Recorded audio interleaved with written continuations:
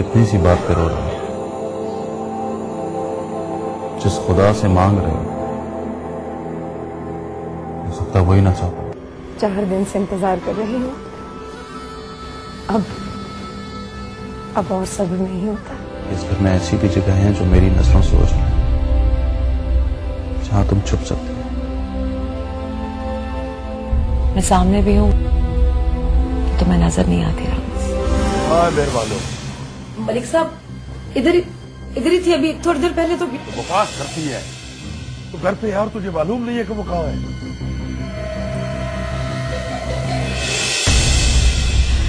कहानियां बहाने जस्टिफिकेशन। तुम्हें कहते हुए क्यों झिझकते हो कि तुम्हारे दिल में मैं कहीं ना कहीं हूँ? मैंने कभी इनकार तो नहीं किया। मेहरबान, तुम जानती हो ना कि तुम मेरे सामने नहीं होती तो मैं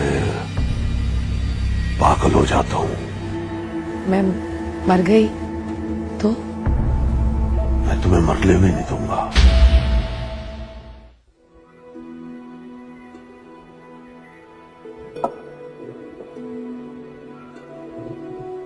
कहाँ जाओगे? काम है। मैं तुमसे कुछ बात करना चाह रही थी।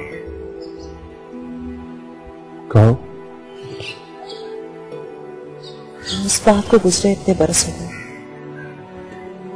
इस मामले से खुद को कब निकालोगे? इसकी बात ना करो। भूलना आसान नहीं होता। लेकिन इतना अरसा गुजरने के बाद ये तो कल की बात लगती है। वो तुम जानती हो भूलना कितना मुश्किल होता है।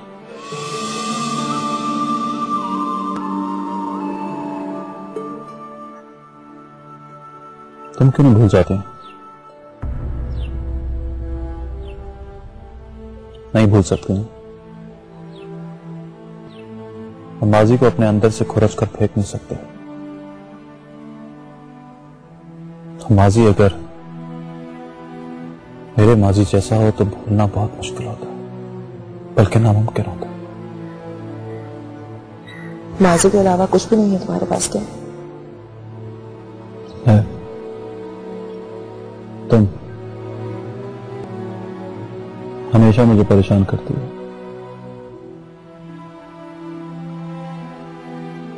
जब तुम यहाँ आती हो तो मैं सो भी नहीं पाता। मैं कब सो पाती हूँ?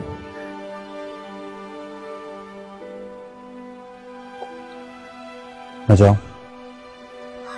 बगैर बताए जाना चाहती हूँ अपनी तलाश में। खुद को ढूंढ पाओगे तुम? क्योंकि बकौल तुम्हारे दरम्यान में तुम्हें करना बहुत मुश्किल है, लेकिन नामुमकिन नहीं। हाँ, इस तलाश में मुझे सदियां लग सकती हैं। मुश्किल काम क्यों करना चाहते हो? आसान जिंदगी तुम्हारे सामने है, गुजार सकते हो। मैं नहीं गुजारना चाहता। खुद को अधूरा महसूस करता हूं, तो अपने आप को कबूल नहीं कर पा रहा। अपने सादे वजूद को कब तक लिए फिरता रहूं? मैं तुम्हारे मुकम्मल होने का इंतजार करूं? मैंने तुमसे कभी नहीं कहा कि मेरा इंतजार करो। शायद आदत हो गई, छोड़ नहीं सकती। तुम जा रहे थे? बार उठवानी है। और कितनी दीवारें उठाओगे? मैं तुम्हारे और मेरे दरमियान दीवार उठाने नहीं जा रहा। मजार की दीवार बनवाई थी, वहीं जा रहा हूं। जल्दी आ जाओ।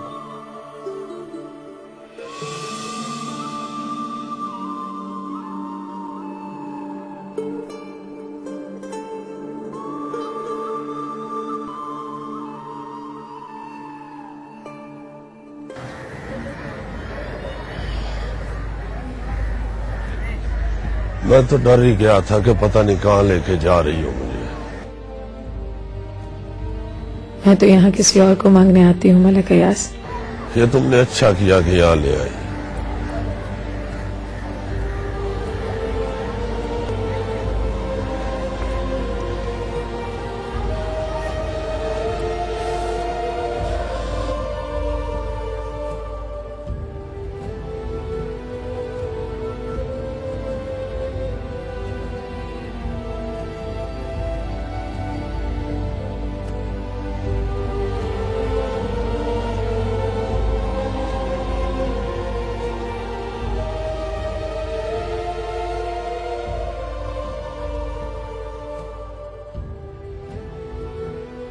या अल्लाह, अपने इस प्यारे बंदे के सदके में मुझे चैन अता कर।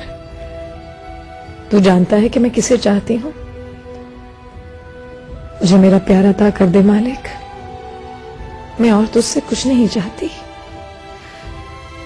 सिर्फ और सिर्फ उसे देखना चाहती हूँ, उसे पूजना चाहती हूँ।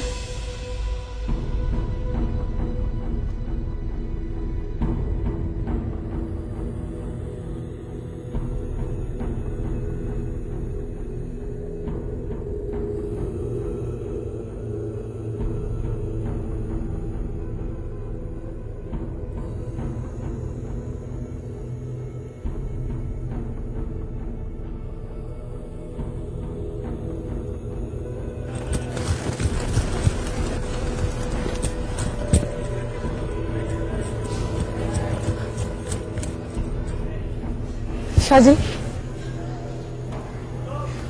शाहजी आप कहाँ थे शाहजी? मैं कब से आपको तलाश कर रही हूँ। मैं बानो, मैं तो कभी अपने आप को नहीं ढूंढ पाया, तुम भला मुझे कैसे ढूंढ पाओगे? मगर मैंने तो आपको ढूंढ लिया ना शाहजी। शाहजी, मैं आपसे पागल मत बनो मेहरबान। आप ही तो कहते हैं शाहजी कि मोहब्बत पागलपन है।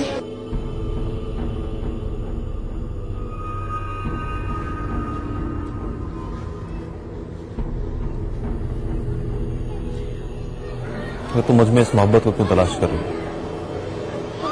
मेरी बातों को समझती क्यों नहीं हो मेहरबान? मेरे पास तुम्हें देने के लिए कुछ भी नहीं है। मैं आपसे कुछ नहीं मांग रही शाहजी, कुछ भी नहीं है। मुझसे बातें करके, मुझसे मिलके आप मेरी मोहब्बत की तो दूर कर सकते हैं ना? क्या हो गया तुम्हें? तुम एक शादीशुदा औरत हो, तुम्हारे शौहर को पता लग गया तो? मैं उसी के साथ तो आई हूँ यहाँ।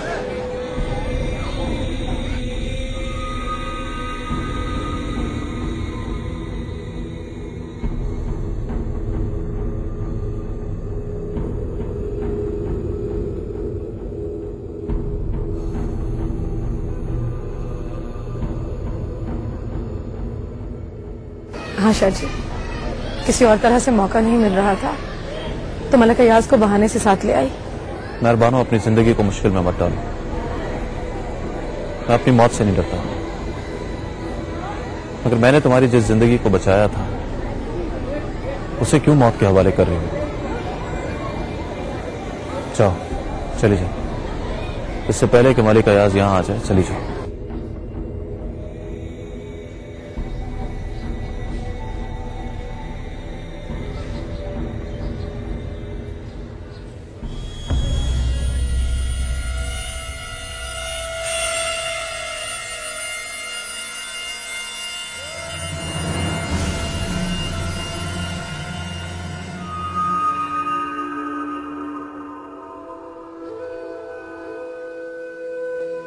कहाँ चली गई थी? वो मैं मन्नत का धागा बेच थी।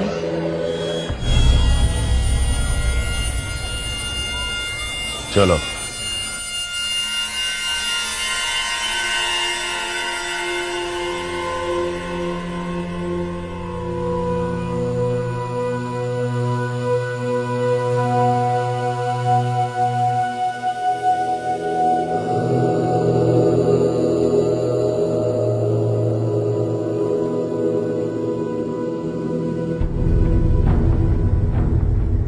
ये तुम अचानक मजार पर कैसे आ गई?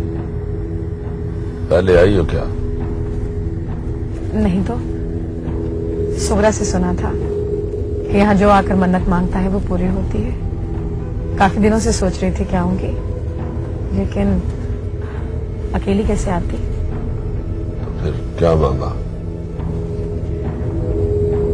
औलाद।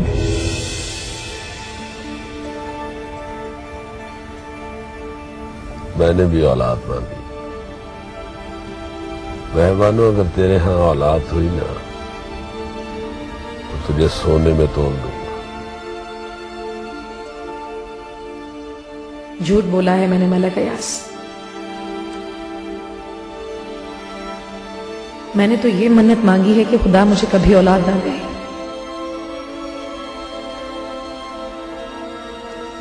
मैं तुम्हारी औलाद की मां नहीं बनना चाहती। मुझे तुमसे कुछ नहीं चाहिए मलक अयास, कुछ भी नहीं।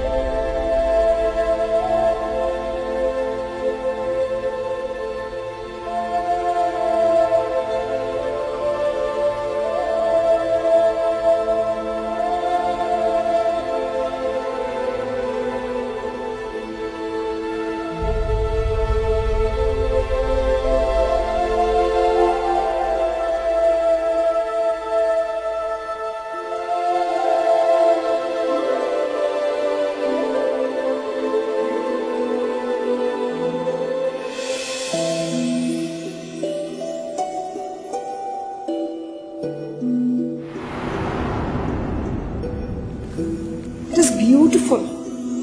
I love it. ये रिंग तुमने मुझे मंगनी पे क्यों नहीं दी? इसलिए कि वहां बहुत लोग थे, बहुत शोर था।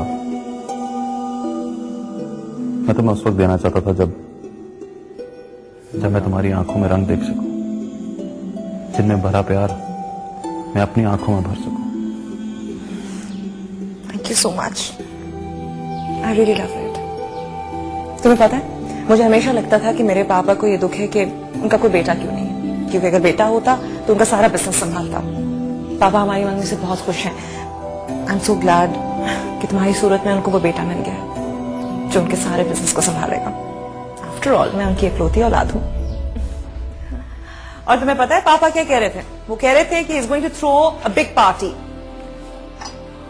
उनके कुछ बिजनेस पार्टनर्स थे और फ्रेंड्स थे जो हमारी मंगनी में नहीं आ सके थे, और वो कह रहे थे कि it's going to be a grand party, और वो वहां पर अनाउंस करेंगे कि वो रिटायर हो रहे हैं, उनका सारा बिजनेस आप संभालें। इस पूरी कहानी में मैं और तुम कहां हैं तानिया? कि बैंक बैलेंस, बंगले, कोठियां, मुझे कुछ नहीं चाहिए। क्या फजूल बातें कर रहे हो तुम? हम दोनों अपनी नई जिंदगी शुरू कर रहे हैं, हमें इस सब की जरूरत होगी। आई एम जस्ट ग्लैड कि पापा मुझसे एग्री करते, चॉइस को पसंद करते हैं। वो कहते हैं कि मैंने एक ऐसे लड़के का इंतखाब किया है जो उनका बिजनेस संभाल सके। तुमने मुझसे इसलिए मंगनी की है। Are you crazy? तुम पागल हो गए हो? कैसी बातें कर रहे हो? You know I love you. हम दोनों एक दूसरे से इसलिए शादी कर रहे हैं because we love each other, और कोई रीजन नहीं। और अगर हमारा फ्यूचर सिक्योर होगा तो इसमें बुरी बात क्या है? आई डोंट थिंक पापा is wrong. He is looking out for us. Tania, तुम्हारी बहुत सारी पुरानी यादों में से एक और याद मिल गई थी मुझे। मैं जल्दी आ गया ना? नहीं, मेरे हिसाब से तो बहुत देर कर दी थी। जल्दी आ जाते तो कम से कम ये याद तो ना मिलती मुझे। तो ना आया करो। इस घर में तो जगह जगह माजी की हजारों यादें बिखरी हुई हैं। तुम आती हो तो खुद ही इन्हें समेट लेती हो। मैं तो नहीं कहता।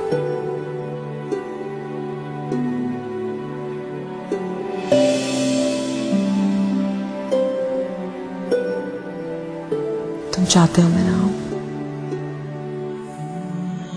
मैंने ऐसा तो नहीं कहा। प्लीज तुम ऐसी बातें ना क्या करो। बहुत दुख होता है मुझे। माजी का वो हिस्सा जिसमें मैं थी, इस फिक्र से दुख होता है तुम्हें?